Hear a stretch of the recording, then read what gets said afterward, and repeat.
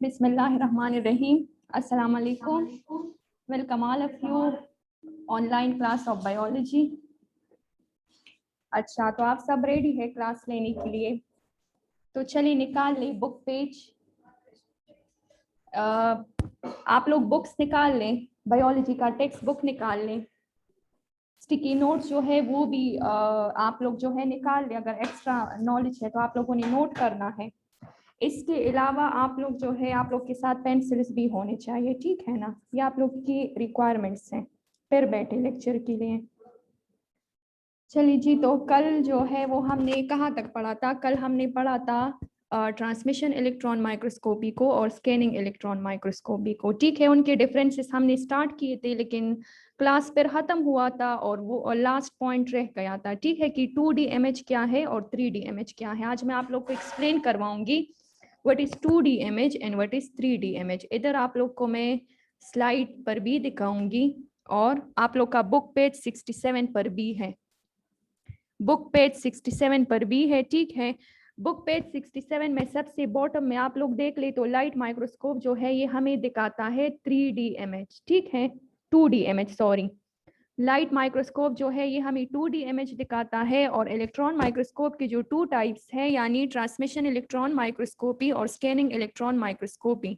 तो टिम से हम जो है टिम से हम 2D इमेज देखते हैं और सिम से हम 3D इमेज देखते हैं। अब आप लोग के जहन में क्वेश्चंस एराइज होंगे कि ये 3D और 2D इमेज जो है ये क्या है, ठीक है। अच्छा, 3D इमेज वो इमेज होता है जो हमें हाइट के बारे में बताता है, विड्थ के बारे में बताता है और इसके साथ साथ डेप्थ के बारे में बताता है। अब कैसे? आजकल जो आप लोग पिक्चर्स की एडिटिंग करते हैं तो उसमें बिल्कुल टॉप पे दिया होता है कि 3D इमेज और 2D इमेज। तो आप लोग जो भी प्रॉपर्टी सेलेक्ट करते हैं तो उसी बेस पे आप लोग के पिक्चर जो है वो चेंज होते हैं, ठीक है। यहाँ पर स्लाइड में आप लोग देख सकते हैं, आप लोग को एक साइड पे 2D इमेज दिखाया है और दूसरी साइड पे आप लोग को 3D इमेज दिखाया है, ठीक है। 3D इमेज वो इमेज होता है जो हमें 3 डायमेंशन के बारे में बताता है।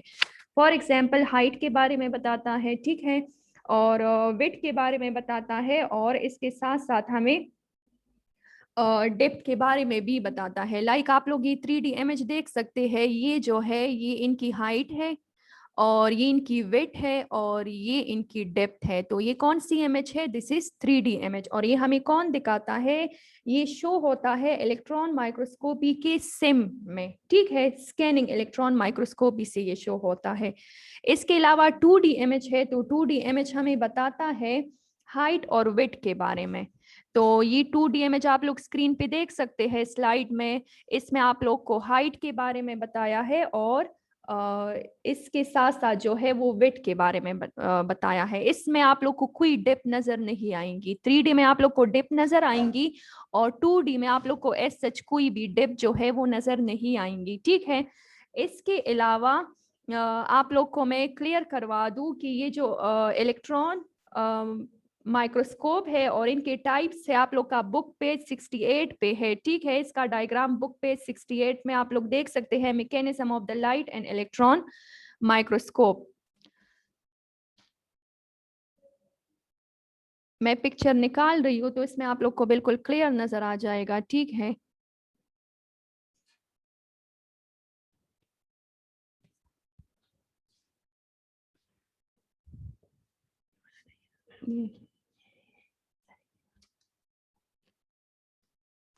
अच्छा, बुक पेज 68 पे, ठीक है। यहाँ पर आप लोग को स्क्रीन पर भी मैं दिखा रही हूँ इसका डायग्राम। इलेक्ट्रॉन माइक्रोस्कोप का जो डायग्राम है वो मैं आप लोग को इधर स्क्रीन पर भी दिखा रही हूँ और बुक में भी है, आप लोग बुक में भी देख सकते हैं और इधर से भी देख सकते हैं।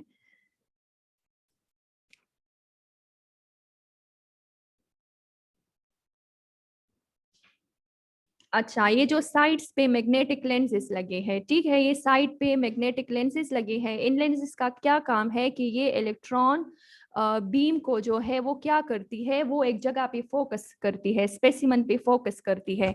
इसके लिए जो इलेक्ट्रॉन यूज होते हैं तो वो हम किसी भी एटम की आउटर मोस्ट शेल से निकालते हैं, ठीक है। एटम जो है, आप लोग को एटम के स्ट्रक्चर के बारे में पता है कि एटम्स के अंदर इलेक्ट्रॉन्स होते हैं, प्रोटॉन्स होते हैं और न्यूट्रॉन्स होते हैं। इलेक्ट्रॉन जो है वो आउटर मोस्ट शेल में रिवॉल्व करते हैं, ठीक है, इसको हम निकालते हैं, इनकी बम्बार्डमेंट करते हैं।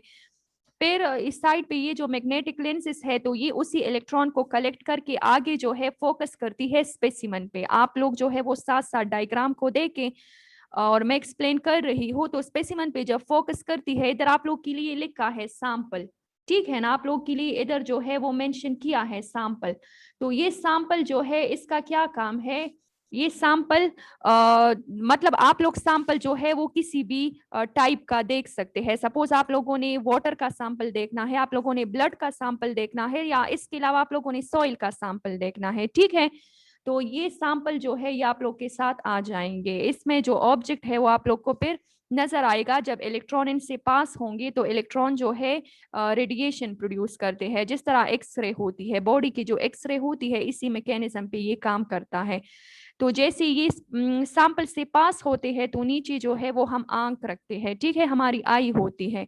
तो आई के ऊपर जब इमेज बनता है तो ब्रेन तक मैसेजेस जाते हैं और अगेन स्क्रीन पे जो है वो पूरा इमेज आ जाता है। यहाँ पर रियल इमेज में आप लोग देख ले तो आप लोग को बिल्कुल क्लियर जो है वो समझ आ जाएगी कि ये जो है ये बिल्कुल इसका रियल पिक्चर है। पेशावर यूनिवर्सिटी में भी ये इलेक्ट्रॉन माइक्रोस्कोप जो है ये अवेलेबल है, ठीक है। तो यहाँ इसके जो साइड्स है, अब इसकी तो मार्फोलॉजी दिखाई है, इसके साइड्स पे मैग्नेटिक लेंसेस लगे होते हैं। ये मैग्नेटिक लेंसेस क्या काम करते हैं कि ये इलेक्ट्रॉन को कलेक्ट करते हैं। इलेक्ट्रॉन को कलेक्ट करने के बाद इसको सैंपल पे, सपोज इधर सैंपल कोई भी चीज हो सकता है। सपोज आप लोग लेबोरेटरी जाते हैं, आप लोग के साथ ब्लड सैंपल होता है और आप लोग उनको कहते हैं कि ये ब्लड टेस्ट करे, तो वही ब्लड जो है वो आप लोग का सैंपल होगा। फिर ये इलेक्ट्रॉन की जो रेडिएशन सैंपल से जब पास होते हैं तो उसका एक पूरा इमेज हमारे आईज में जो है वो आ जाता है, फिर ब्रेन तक मैसेजेस जाते हैं। लेकिन याद रखिए इसका जो सैंपल का जो इमेज है ना, वो इसके साथ जो स्क्रीन अटैच होता है, लैपटॉप सिस्टम जो भी है वो अटैच होता है, तो उसमें हमें दिखाई देता है, ठीक है। मतलब ऑपरेशन जो है वो अंदर से हो रही होती है, सारी जो मैकेनिज्म है वो अंदर से हो रही होती है और हमें जो क्लियर पिक्चर दिखाता है वो हम स्क्रीन पे देखते हैं। ऑब्जेक्ट का जो इमेज है वो हम स्क्रीन पे देखते हैं। तो ये फिनिश हो गया, ठीक है। अभी तक हमने पढ़ लिया माइक्रोस्कोप के बारे में। माइक्रोस्कोप के अलावा हमने लाइट माइक्रोस्कोप के बारे में पढ़ा कि इसमें लाइट यूज होती है, ठीक है। इसके अलावा हमने सिंपल माइक्रोस्कोप के बारे में पढ़ा जिसमें एक लेंस लगा हो, ठीक है। सिंपल का मतलब इसमें एक लेंस लगा होगा। और कंपाउंड माइक्रोस्कोप के बारे में पढ़ा। इसके अलावा हमने ये भी पढ़ लिया कि हमारे साथ जो ऐसे सेल्स है जिसका साइज जो है वो 0.2 माइक्रोमीटर से कम हो, ठीक है। तो ये सेल्स बहुत ज्यादा छोटे होते हैं। इस सेल्स को हम नेकेड आई से नहीं देख सकते, इवन कि हम लाइट माइक्रोस्कोप से भी नहीं देख सकते। तो इसके लिए इलेक्ट्रॉन माइक्रोस्कोप की जो है वो डिस्कवरी हो गई। मतलब हमने छोटे सेल्स को भी देखना है ना। अब इस तरह तो नहीं है कि हमने वायरस की स्टडी नहीं करनी है। वायरस की स्टडी हम करेंगे तभी हमें पता चलेगा कि ये कैसी डिजीज काज करता है, इसके खिलाफ कैसे वैक्सीन बनाए जाते हैं। तो वायरस की जो सेल का साइज है वो काफी छोटा है, ठीक है। और इसको जो है वो हम लाइट माइक्रोस्कोप से नहीं देख सकते, तो इसलिए इलेक्ट्रॉन माइक्रोस्कोप की डिस्कवरी की जरूरत पेश आई। फिर इलेक्ट्रॉन माइक्रोस्कोप का रिजोल्यूशन और मैग्निफिकेशन पावर बहुत ज्यादा है। इसके फिर फर्दर हमने 2 टाइप्स पढ़े, सिम पढ़ा, ठीक है, यानी स्कैनिंग इलेक्ट्रॉन माइक्रोस्कोपी, और इसके अलावा टेम पढ़ा, ट्रांसमिशन इलेक्ट्रॉन माइक्रोस्कोपी। फिर इनके दरमियान डिफरेंसेस पढ़े जी। तो अभी स्टार्ट कर लेते हैं। Emergence of cell theory on page 68। आप लोग शाबाश पेज 68 निकाल ले। आज जो हमारा टॉपिक है वो है इमर्जेंस ऑफ सेल थ्योरी, ठीक है। कि सेल थ्योरी जो है वो कैसे इमर्ज हुई, कैसे आई हमारे साथ। सेल थ्योरी का क्या मतलब है कि सेल के बारे में जो थ्योरी बनी थी। अब अगर हम थ्योरी और लॉ को कंपेयर कर ले तो थ्योरी वो चीज है जिसमें फ्लेक्सिबिलिटी होती है। फ्लेक्सिबिलिटी का मतलब ये है कि इसमें चेंजेस की गुंजाइश होती है। अब अगर हम लॉ की बात करें तो लॉ बिल्कुल परमानेंट जो है वो चीज होती है और वो कभी भी चेंज नहीं हो सकती, ठीक है। तो सेल थ्योरी का मतलब ये है कि ये सेल के से रिलेटेड एक थ्योरी दी गई थी।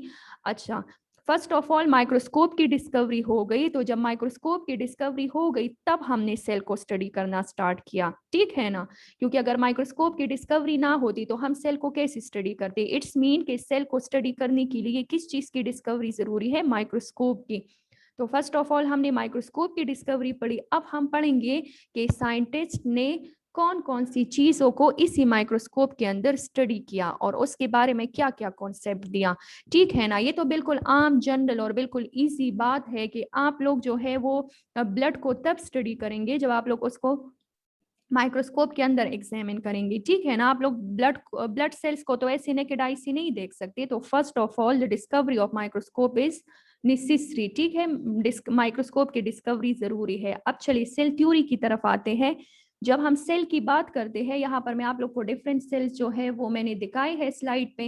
इस साइड पे आप लोग के साथ रेड ब्लड सेल्स है, फिर इसके बाद स्मूथ मसल सेल्स है, फिर न्यूरॉन्स है, फिर कॉल्यूम, फिर एपिथेलियल सेल्स है और फिर व्हाइट ब्लड सेल्स है, ठीक है।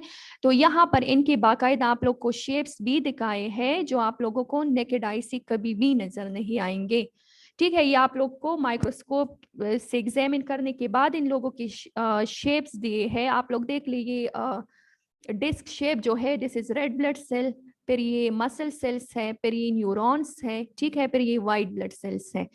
तो सेल जो है ये क्या है, इसे जनरली आप लोग को बता दूं, पहले भी बताया था, cell is the structural and functional unit of life.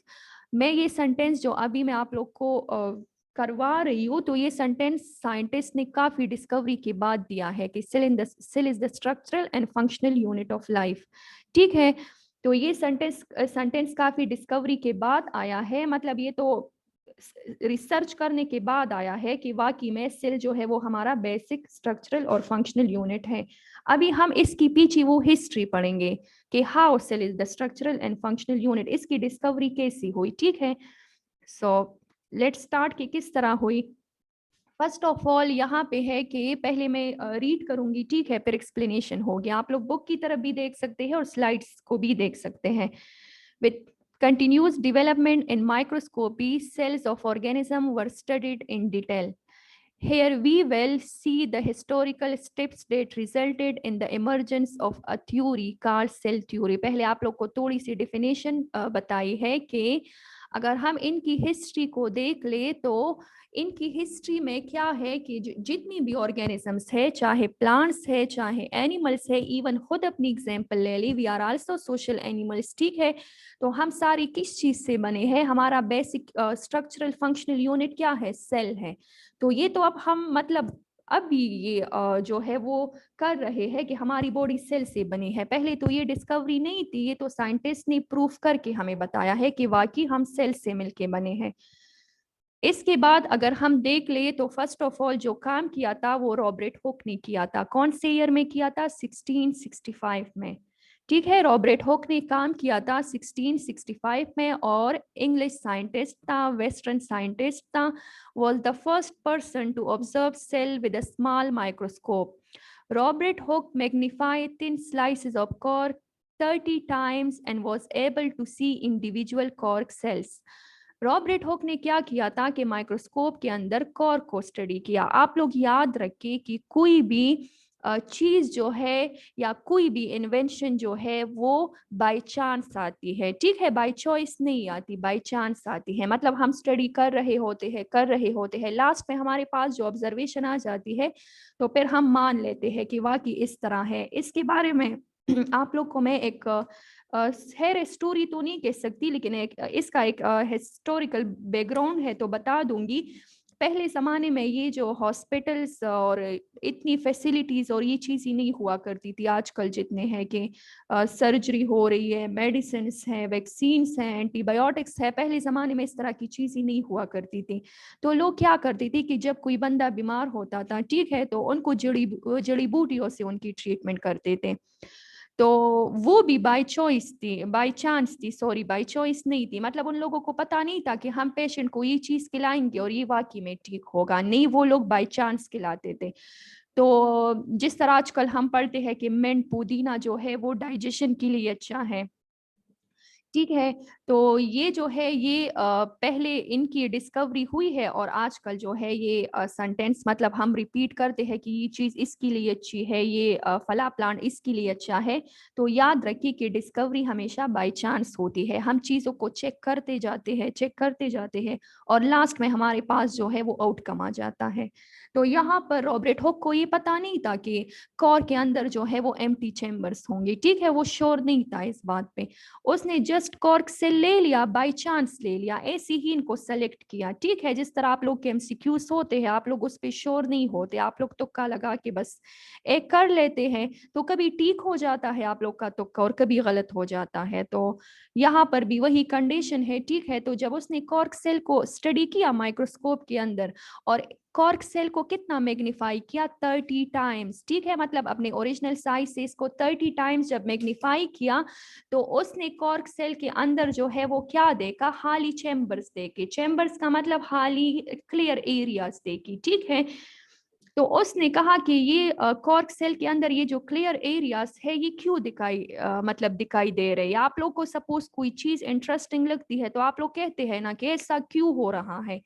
ठीक है, आप लोग ये चीजें वो करते हैं कि ऐसा क्यों है, ये क्यों है। इसी तरह तो इन्वेंशंस होते हैं जब हम क्वेश्चंस उठाते हैं कि ये चीज क्यों है। ठीक है, साइंटिस्ट जो है वो ऐसी ही इन्वेंशंस करते हैं जब वो क्वेश्चंस उठाते हैं हर एक चीज पे।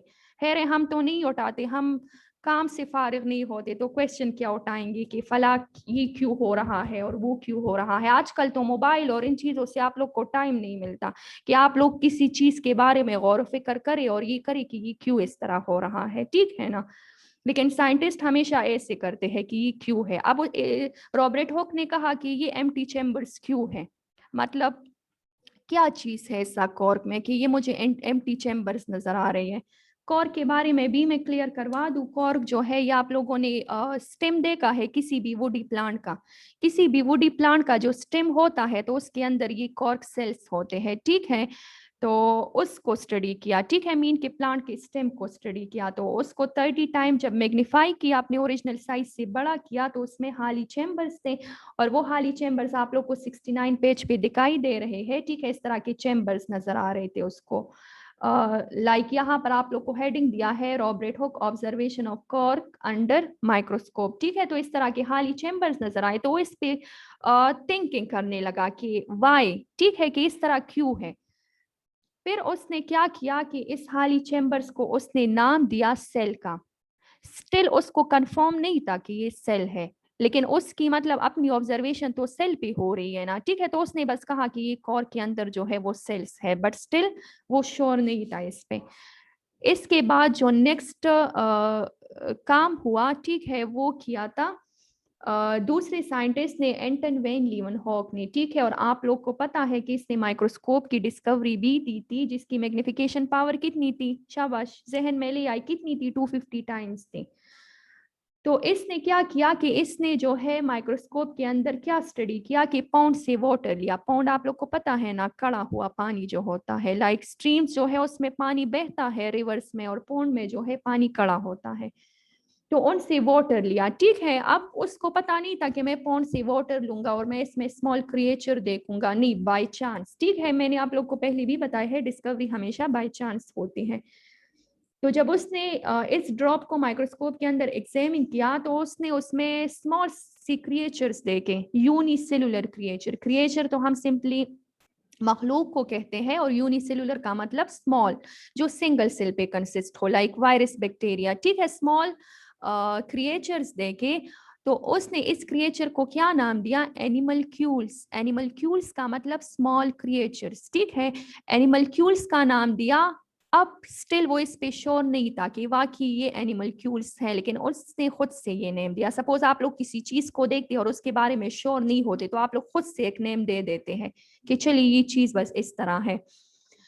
तो फिर उसने देखा कि ये जो स्मॉल क्रिएचर्स है ये मूवमेंट कर रही है, वाटर के अंदर इनकी मूवमेंट हो रही है। ठीक है, he was the first person to observe the unicellular organism. अब जब इसने मतलब इस तरह, अब जस्ट ये सेंटेंसेस उनकी डिस्कवरी से रिलेट नहीं कर रहे, उसने बार बार वो क्रिएचर देखे, स्ट्रीम से वाटर लिया, रिवर से वाटर लिया, एग्जामिन किया, बार बार एग्जामिनेशन करता रहा। आप लोग को पता है कि कोई भी इन्वेंशन एक दो दिन में नहीं होती, इसके लिए हजारों साल लगते हैं, ठीक है, बहुत ज्यादा टाइम लगता है, स्लोली एंड ग्रेजुअली होती है।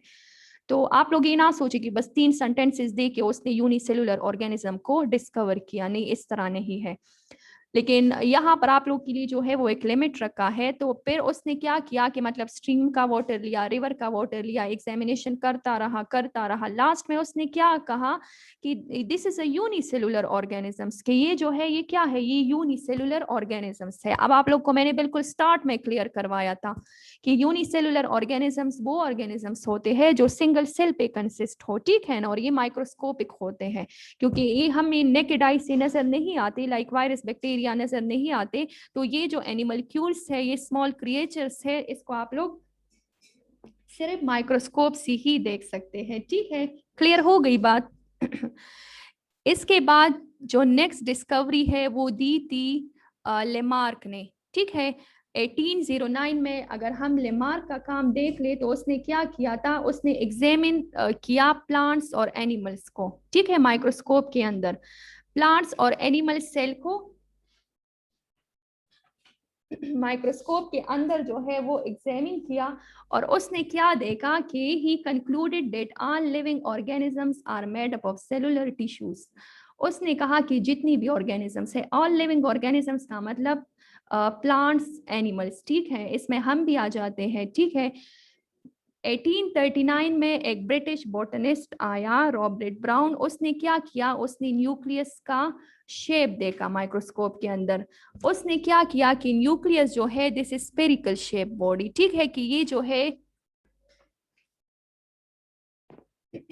ये स्फेरिकल शेप है, ठीक है, न्यूक्लियस का जो शेप है वो स्फेरिकल है। तो अब यहाँ पर आप लोग को पता चल रहा है कि ये सिम जो है, यहाँ पे सिम यूज हुआ है या टिम यूज हुआ है, मैं वो चीज इधर अप्लाई कर रही हूँ कि आप लोग को वो चीज भी क्लियर हो। अगर रॉबर्ट ब्राउन ने कहा कि न्यूक्लियस जो है this is a spherical body, तो it's mean this is a SEM study, scanning electron microscopy की स्टडी हो रही है। इस तरह आप लोग देख ले तो आहिस्ता आहिस्ता से डिस्कवरी हो रही है, माइक्रोस्कोप के अंदर एग्जामिनेशन हो रही है, ठीक है। इसके बाद क्या हुआ कि एक न्यू कॉन्सेप्ट आया, और उस कॉन्सेप्ट के मुताबिक क्या हुआ कि जो एम्प्टी चेम्बर्स थे, ठीक है, जो एम्प्टी चेम्बर्स देखे थे रॉबर्ट हुक ने, तो उस एम्प्टी चेम्बर्स को क्या नाम दिया, उसको नाम दिया कि दिस इज सेल्स, ठीक है, कि ये जो है ये सेल्स हैं। डिस्कवरी हमेशा बाय चांस होती है, बाय चॉइस नहीं होती, ठीक है। रॉबर्ट हुक को पता नहीं था कि कोर के अंदर ये एम्प्टी चेम्बर सेल है, ये बाद में रॉबर्ट ब्राउन ने कहा, ठीक है, कि ये एम्प्टी चेम्बर जो है ये सेल्स हैं। रॉबर्ट ब्राउन ने न्यूक्लियस का शेप भी दिया कि सेल के अंदर, मतलब ये हर एक चीज ऑलरेडी से मौजूद होती है सेल के अंदर, बस जस्ट इसको स्टडी करना है हमने। जिस तरह आप लोग की बुक में हर एक चीज जो है वो ऑलरेडी से प्रेजेंट होती है, आप लोग खुद से ऐड तो नहीं करते, बस आप लोग जस्ट उनको स्टडी करते हैं। तो हमारी बॉडी के अंदर भी सारी चीजें मौजूद होती है, हम जस्ट उनको क्या करते हैं, स्टडी करते हैं। ये स्टडी किससे होती है, ये माइक्रोस्कोप से होती है। इसके अलावा हमारे पास जो नेक्स्ट साइंटिस्ट था वो था मेथियास श्लीडन था। मेथियास श्लीडन ने क्या क्लेम किया, उसने ये कहा कि प्लांट जो है और एनिमल जो है वो सेल से मिलके बने हैं, ठीक है। मेथियास श्लीडन ने क्लेम किया that all plants were made up of cells, कि प्लांट जो है वो भी सेल से बने हैं, ठीक है। फिर इसके बाद एक दूसरा साइंटिस्ट आया, German zoologist, botanist mean the person who study plants, ठीक है, जो प्लांट को स्टडी करता है वो बोटनिस्ट होता है, जो एनिमल को स्टडी करता है वो जोलॉजिस्ट। जू का वर्ड जो है वो निकला है एनिमल से, ठीक है। आप लोग जू जाते हैं ना, तो बस जू का वर्ड जो है वो उसी के साथ ही रिलेटेड है। जू मीन एनिमल एंड लॉजिस्ट मीन स्टडी करने वाला। इसके बाद टीडर श्वान आया in 1839 who proved that animals were also made up of cells। उसने क्या कहा कि एनिमल्स भी सेल से बने हैं, ठीक है, मतलब जिस तरह प्लांट सेल से बने हैं इसी तरह एनिमल्स भी सेल से बने हैं। माइक्रोस्कोप की डिस्कवरी से पहले ऐसा कोई कॉन्सेप्ट नहीं था कि हम कहें कि एनिमल्स और प्लांट सेल से बने हैं। जाहिरी बात है, हम मतलब कोई प्रूफ देखते हैं, कोई भी चीज देखते हैं, तब बात करते हैं कि वाकई इस तरह इवेंट हो रहा है। फिर श्लीटन और श्वान ने क्या किया, एक थ्योरी दी, एक थ्योरी प्रपोज्ड किया लिविंग ऑर्गेनिजम्स के बारे में। अगर हम प्लांट्स की बात करें या एनिमल्स की बात करें तो ये सारे क्या है, ये लिविंग ऑर्गेनिजम्स हैं। प्लांट्स भी लिविंग है और एनिमल्स भी लिविंग है। इसके बाद जो साइंटिस्ट आया जिसने माइक्रोस्कोप के अंदर जो है वो डिस्कवरी की, एग्जामिनेशन की, वो 1839 में आया, फिजिक साइंटिस्ट जैन इवेंजेलिस्टिका परकिंजी। उसने क्या किया, give the name protoplasm. Protoplasm का जो नेम दिया था वो सिजिक ने दिया था। प्रोटोप्लाज्म जो है ये क्या है, this is the fluid part of the cell. ठीक है, बार बार मैं ये सेंटेंसेस रिपीट कर रही हूँ कि माइक्रोस्कोप के डिस्कवरी से पहले ऐसा कोई कॉन्सेप्ट नहीं था। ठीक है, ऐसा कोई कॉन्सेप्ट नहीं था कि सेल के अंदर क्या है, सेल के अंदर न्यूक्लियस है या नहीं, सेल का जो प्रोटोप्लाज्म है वो किस मतलब फ्लूइड है या सॉलिड है, क्या है। ठीक है, तो ये जो है सेल का जो फ्लूइड पार्ट है वो प्रोटोप्लाज्म है, और इसका कॉन्सेप्ट जो है ये क्लेम किया था किसने, जैन इवेंजेलिस्टिका परकिंजी ने ये किया था। और इसके अलावा in 1855 German scientist Rudolf Virchow changed the idea of many scientists by giving a statement, for example every cell come from a cell। ठीक है, फिर रोडोल्फ विरकॉ ने क्या किया था, उसने काफी साइंटिस्ट के सेंटेंसेस जो है, स्टेटमेंट जो है वो चेंज किए आफ्टर एग्जामिनेशन अंडर माइक्रोस्कोप। उसने एक आइडिया दिया था विरकॉस का। विरकॉस का क्या मतलब है कि every cell arise from a cell, कि हर एक सेल जो है वो एक सेल से अराइज होता है। हाउ, कैसे? फॉर एग्जाम्पल अगर हम ह्यूमन बींग्स की बात करें, ठीक है, तो जिस तरह आप लोग की दादा दादी है, जिस तरह आप लोग के पेरेंट्स है, ठीक है, फिर पेरेंट्स के बाद जो है वो आप है, इस तरह आप लोग की भी जनरेशन जाएगी, तो एक सेल से जो है वो दूसरा सेल एराइज होता है। ठीक है ना, एक सेल से दूसरा सेल जो है वो एराइज होता है। तो विरकॉस आइडिया हमें ये बताता है, मीन्स कि each organism gives other organism, हर एक ऑर्गेनिज्म जो है वो दूसरा ऑर्गेनिज्म प्रोड्यूस करता है।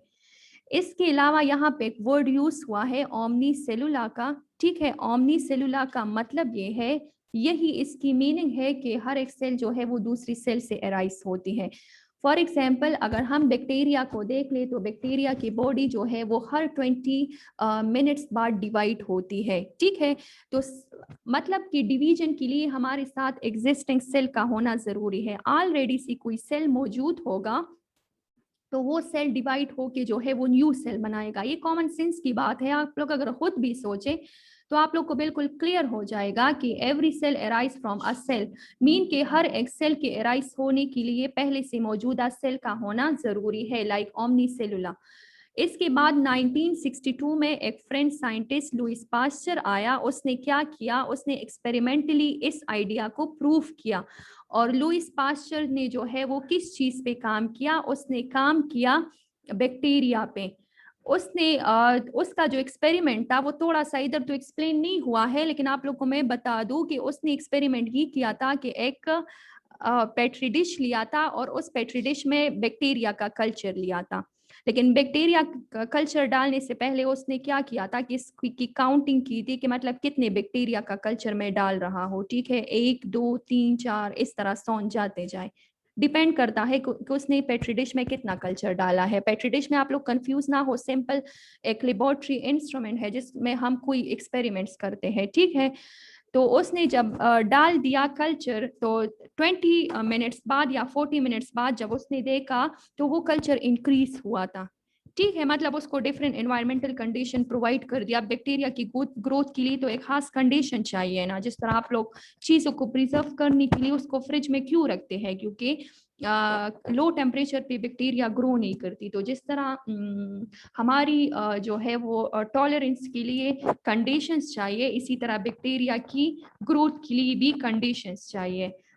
तो जब उसको डिफरेंट कंडीशन प्रोवाइड कर दिए तो बैक्टीरिया का कल्चर ज्यादा हुआ। तो इट्स मीन कि अगर बैक्टीरिया एराइज हो रही है, ज्यादा हो रही है, तो ऑलरेडी सी मौजूदा सेल से एराइज हो रही है। ठीक है, ऑलरेडी सी मौजूदा सेल है, उनसे न्यू सेल्स बन रहे हैं। तो अब ये लुइस पास्चर ने इस एक्सपेरिमेंट के जरिए ये जो रोडोल्फ का विरकोस आइडिया है वो क्या किया, प्रूफ किया। और ये प्रूफ कैसे किया, अब सपोज बैक्टीरिया का कल्चर जो है वो बढ़ रहा है तो आप लोग को नेकेड आई से नजर नहीं आएगा, ठीक है। आप लोग कभी भी स्टडी नहीं कर सकते कि बैक्टीरिया का कल्चर जो है मतलब 1C2 हुई है, 2C3 हुई है, 3C4 हुई है, ठीक है। आप लोग इनको सिर्फ माइक्रोस्कोप से स्टडी करोगे। तो यहाँ पर अगेन अगेन वही बात आ रही है कि पहले माइक्रोस्कोप की डिस्कवरी जरूरी है, माइक्रोस्कोप के बगैर हम कोई भी माइक्रो ऑर्गेनिजम्स को स्टडी नहीं कर सकते। इसके अलावा he demonstrated that microorganism could be formed only from the existing bacteria, के जो microorganism है existing पहले से मौजूदा organism से है arise हुए हैं। existing का मतलब जो पहले से मौजूदा है। each and every cell arise from the pre-existing cell। इसके बाद विरको आइडिया के बाद एक जर्मन पैथोलॉजिस्ट आया। पैथोलॉजिस्ट जो है ये वो पर्सन होता है जो किस चीज की स्टडी करता है, पैथोजेंस की। पैथोजेंस वो ऑर्गेनिजम्स होते हैं जो डिजीज काज करते हैं। Like virus is a pathogen, bacteria is a pathogen, each and every organism is called pathogen which cause disease, ठीक है। आप लोगों में जो डिजीज काज करते हैं तो वो पैथोजेंस है और उनको जो स्टडी करता है वो पैथोलॉजिस्ट है। अच्छा, who recognize that all cells come from cell by binary fission and who emphasize cellular abnormalities in disease, 1821 to 1902, Rudolf Carol विरकाउ, ठीक है। इसके बाद क्या किया कि उसने बाइनरी फिजन की। अब बाइनरी फिजन को आप लोग समझे, बाइनरी का मतलब टू, फिजन का मतलब स्प्लिटिंग। बाइनरी फिजन में क्या होता है कि इसमें एक सेल जो है ये टू में डिवाइड होता है, ठीक है। लाइक अगर हम बैक्टीरिया की बात करें तो बैक्टीरिया